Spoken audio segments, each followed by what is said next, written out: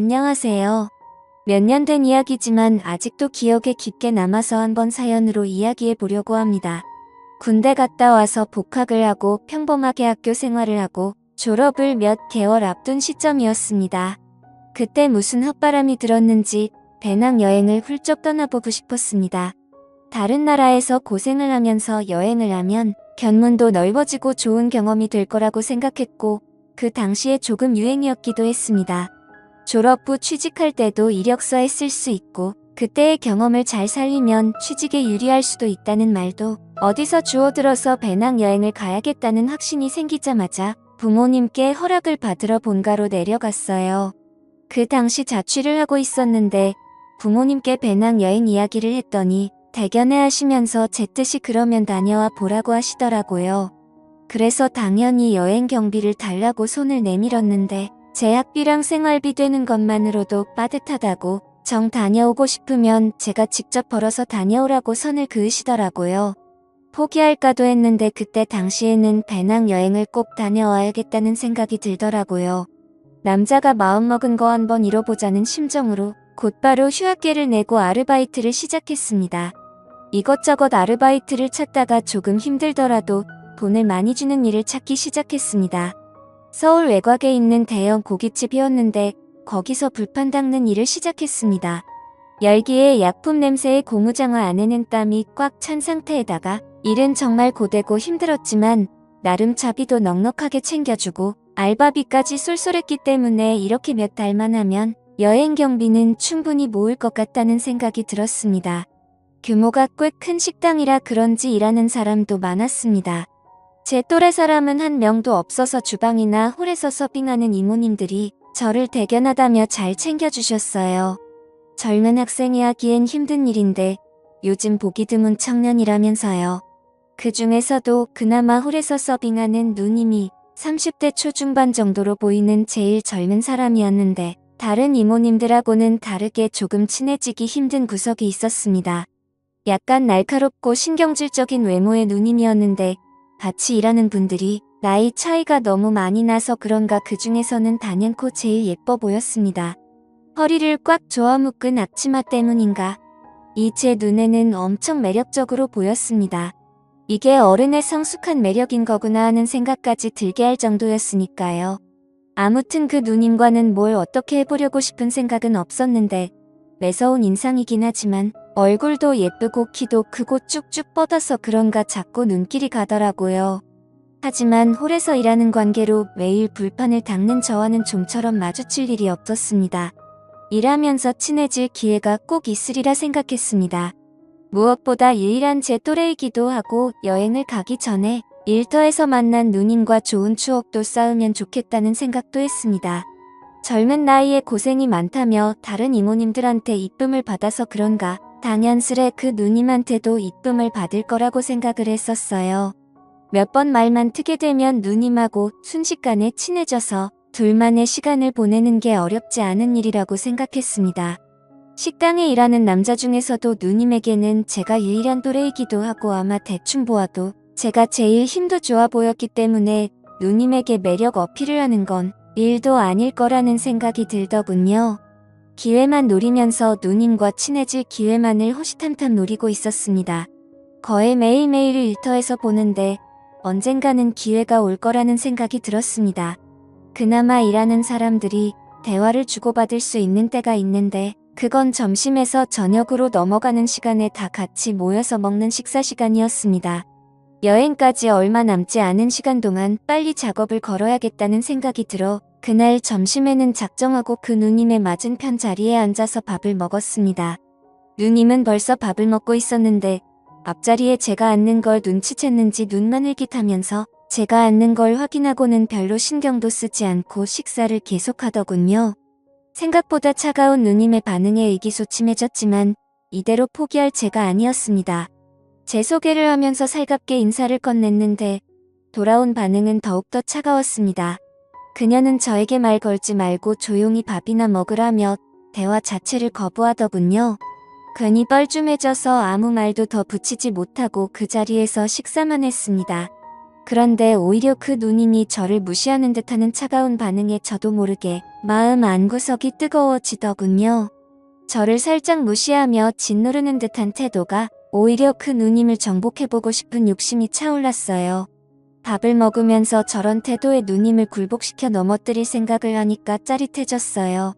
그 뒤로도 매번 틈 만날 때면 누님의 근처를 어슬렁대면서 말을 한번 붙여보려고 노력해봤지만 누님은 언제나 철벽을 치면서 저를 상대도 해주지 않았습니다. 오히려 저를 무시하고 헛소리 말고 일이나 똑바로 하라는 등 저에게 독한 말을 하면서 계속 저를 찍어 눌렀어요. 누님이 그렇게 저를 대할 때마다 끓어오르는 그 이상한 느낌을 참아내기에 점점 힘들어졌습니다. 그 차갑고 성숙한 미모가 오히려 그런 독한 성격과 더 잘 어울린다는 생각이 들었습니다. 이제는 누님과 친해져서 어떻게 기회를 노리는 게 아니라 그 누님이 저 없이는 견딜 수가 없도록 정복해버리고 싶었습니다. 비록 불판이나 닦는 허드렛 일을 하지만 기회만 있다면 할 수 있겠다는 자신이 있었습니다. 하루는 누님의 의의 모습을 발견했습니다. 잠깐 저녁으로 넘어가는 늦은 점심시간, 평소보다 조금 바쁜 하루를 보냈습니다. 점심때는 손님이 많이 없는 편인데 그날따라 점심 손님이 많아서 점심부터 불판을 닦느라고 지치더군요. 한 바퀴 돌고 나니 더 이상 몰려 들어오던 불판도 줄어들어서 땀에 찌든 몸을 좀 식히려고 밖으로 나와 숨을 돌리고 있었습니다. 땀 좀 식힐 겸 해서 주변을 산책하고 있었는데 저쪽 구석에서 누님이 쪼그려 앉아서 뭔가를 하고 있는 걸 발견했습니다. 다른 사람이면 그냥 지나쳤겠지만 쪼그려 앉아있는 뒷모습마저 엄청 매력적인지라 그냥 지나갈 수 없었습니다. 한발음에 누님에게 달려가 뭐 하시냐고 물어보러 가는데 그 차갑고 냉정하기만 한 여자가 맞는지 의심이 들 정도로 밝은 표정을 짓고 있는 누님을 발견했습니다. 누님이 쪼그려서 보고 있던 건 근처에 살고 있는 새끼 고양이였습니다. 마감 시간마다 와서 손님들이 먹고 버린 고기를 얻어먹는 녀석인데 꽤나 귀여워서 일하는 사람들의 이쁨을 받고 있는 녀석이었어요. 세상 상냥하고 귀여운 말투로 고양이와 시간을 즐기는 누님의 모습이 정말 일회처럼 보였습니다. 제가 가까이 다가가니 누님이 흠칫 놀라며 다시 차가운 표정으로 돌아왔지만 고양이를 보듬어주는 손은 멈추지 않았습니다. 이 고양이로 말을 걸면 누님하고 친해질 기회가 생길 것 같아 저도 고양이랑 친한 척을 하면서 같이 장난을 쳤습니다. 고양이가 평소보다 더 애교를 부리면서 앵기는데 누님이 저에게 먼저 말을 걸어왔습니다. 내 다리를 다친 것 같은데 라고 하더라고요. 누님의 말을 들으니 고양이가 다리를 절뚝거리는 게 정말 다친 것처럼 보였어요. 엉성하게 걷는 고양이의 모습을 보니 누님이 걱정이 많이 되는 듯 보이더라고요. 저한테는 관심을 하나도 안 보이면서 고양이만 챙겨주는 모습을 보니 오늘도 글렀구나 싶어서 다시 일할 장소로 가려고 몸을 일으켰습니다. 준영씨 혼자 산다고 그랬지? 준영씨가 이 고양이 좀 맡아줄 수 있을까? 다리를 많이 다친 것 같은데 다시 풀어주더라도 병원에는 데려가 보는 게 좋을 것 같은데 준영씨 그래 줄 수 있어? 누님이랑 이렇게 길게 대화해 본 적도 없는 것 같습니다. 누님의 의외의 모습에도 놀라기도 했지만 대뜸 이런 부탁을 할 줄은 생각을 못했어요. 털 달린 짐승이라면 질색을 하는지라 거절하려고 했는데 문득 이 고양이를 집으로 데려가면 제 혼자 사는 집에 누님을 끌어들일 수 있지 않을까 하는 생각이 번뜩 들더라고요. 누님의 부탁이라면 뭐든지요 라고 말하면서 점수 좀 딸겸해서 알겠다고 말했습니다. 누님은 무슨 대답을 그렇게 하냐며 저에게 다시 차갑게 반응했지만 저에게 조금 신세를 진 듯한 태도를 보이기 시작하더라고요. 고양이를 데려간 그날부터는 누님이 고양이는 적응을 잘 하냐면서 먼저 말도 걸어오고 아무래도 고양이가 복덩이였습니다. 마주 앉아 먹던 밥도 고양이 근황을 보여준다는 핑계로 나란히 옆에 앉아 먹게 되었습니다. 핸드폰을 꺼내 고양이 사진을 보내줄 때면 사진을 보여준다는 걸 핑계로 몸을 더욱 더 바싹 붙여 앉아있는 그대로 누님을 느꼈습니다. 고깃집에서 일해서 몸에서 숯불 냄새가 날 텐데도 은은하게 퍼지는 샴푸 향기에는 정신이 아늑해졌어요. 기센 여자인 줄만 알았는데 여성적인 매력이 물씬 풍기는 누님의 모습 때문인지 그녀를 향한 마음이 날이 갈수록 더 커지기 시작했죠. 고양이 다리가 완전히 다 나은 것 같을 때쯤 이때가 아니면 더 이상 기회가 없다는 생각에 저도 좀 더 과감해지기로 했습니다. 고양이 구경을 오라는 말로 누님을 저 혼자 사는 방으로 초대를 한 거죠. 누님은 안 될 것 같다는 반응을 보이면서도 고양이가 너무나도 보고 싶었는지 고민하는 듯 하더니 결국 토요일 저녁에 장사가 끝나고 나서 오겠다고 하더군요. 괜히 누님이 온다는 말에 설레어서 집 청소도 몇 번이나 하고 생전 켜보지도 않는 향기나는 촛불까지 사서 분위기도 내보고 해봤습니다.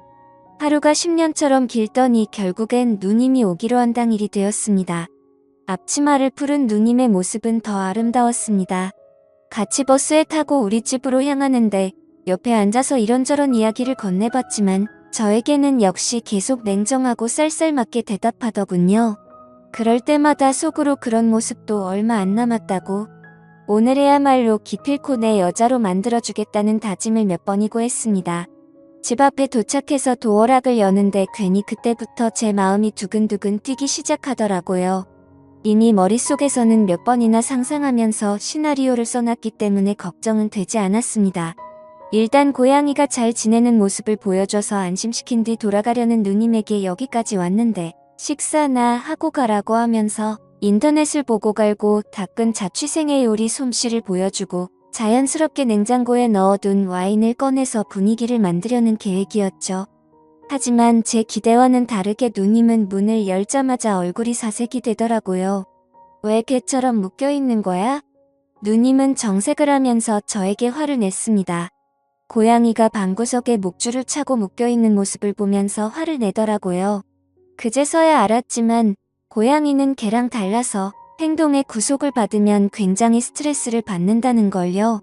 전에는 풀어놓았었는데 퇴근하고 올 때마다 책상 위며 식탁 위에 있는 걸 전부 바닥으로 떨어뜨려 놓고 집안 가구들을 발톱으로 죄다 뜯어놔서 묶어놨을 뿐인데 시작부터 제 시나리오대로 풀리지 않고 꼬여만 갔습니다. 문 앞에 잔뜩 긴장한 저를 확 밀치더니 고양이에게 뛰어가더라고요. 고양이에게 묶인 목줄을 풀어주는데 고양이가 놀란 건지 스트레스 때문에 그런 건지 발버둥을 치더니 누님의 등짝을 확 핥히고 침대 밑으로 숨어 들어갔습니다. 고양이는 나올 생각을 안 하고 누님은 입고 있던 얇은 옷 덕분에 보호가 안 됐는지 고양이에게 핥힌 곳에 피방울이 송골송골 번지기 시작하더라고요.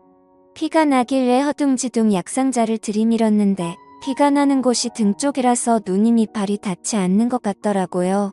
갑자기 좋은 생각이 떠올라 누님에게 제가 약을 발드리겠다고 너스레를 떨면서 약을 발라주는데 세상 부끄러운 표정을 한 누님은 기센 척을 해도 천상 여자더라고요. 약을 다 발라주고 나니 누님과 저 사이에 묘한 분위기가 흐르는 데 때는 이때다 싶었습니다. 누님에게 일단 고양이에 대해서 사과하고 고양이를 키워본 적이 없어서 서툴러서 그러니 기본적인 상식을 알려주시면 안 되겠냐고 물었죠. 이야기가 길어질 것 같으니 제가 솜씨 관리 좀 해보겠다고 하고 자연스럽게 작전을 짜놓은 대로 흘러갔습니다. 보기에도 분위기 좋은 저의 솜씨 좋은 요리가 완성이 되고 냉장고에 넣어둔 와인을 꺼내 들었습니다. 누님은 그런 저를 보더니 피식 웃더라고요. 정말 서툴다고? 와인을 냉장고에 보관하는 사람이 세상에 어디 있냐고 말하면서요. 의도한 건 아니지만 저의 어리버리한 매력이 누님의 마음에 들었던 것 같습니다.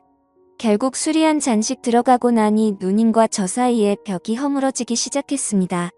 어느 순간부터 고양이 이야기는 뒷전이고 혼자 살면 외롭지 않냐는 둥 누님도 혼자 사는데 너무 외롭다는 둥 남자와 여자의 대화가 이루어지고 있었죠. 이제 분위기가 무르익었다는 생각이 들어서 누님에게 아까 약 바른 곳을 한 번 더 봐주겠다고 이리 와보라고 했습니다.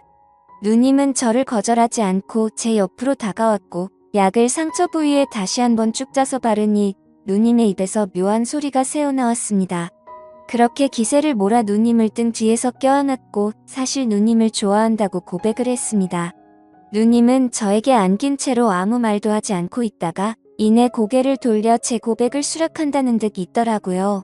그렇게 누님과는 결국 연애를 시작하게 되었고 고양이 핑계로 매일같이 만나 둘만의 시간을 가졌습니다. 배낭여행을 다녀와서도 거의 매일같이 만났죠. 하지만 그 만남도 잠시였어요. 제가 배낭여행을 다녀오는 동안 누님은 결혼할 남자를 만나게 된 것이었죠. 몇 년이나 지난 이야기지만 아직도 그 고양이는 제가 키우고 있습니다. 가끔씩 고양이를 보면 그 누님 생각이 날 때가 있습니다. 긴 이야기 끝까지 들어주셔서 감사합니다. 오늘의 사연은 여기까지네요.